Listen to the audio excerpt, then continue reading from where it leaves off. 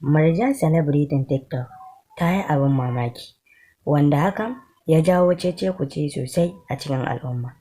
Ku biyo mu domin jin ta aka yi haka ta faru da ma cikakken bidiyon sanda abin yake faruwa.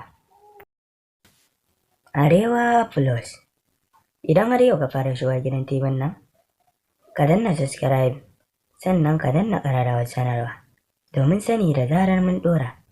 Idan kuma dama tun can kai ma abocin shigowa ne, sai ka danna mana like, sannan ka yi mana share, sannan ka yi mana comment domin in ji menene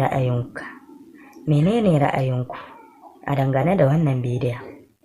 To masu sauraro, kamar yadda kuka sani, wannan ita ce shahararriyar celebrity ɗin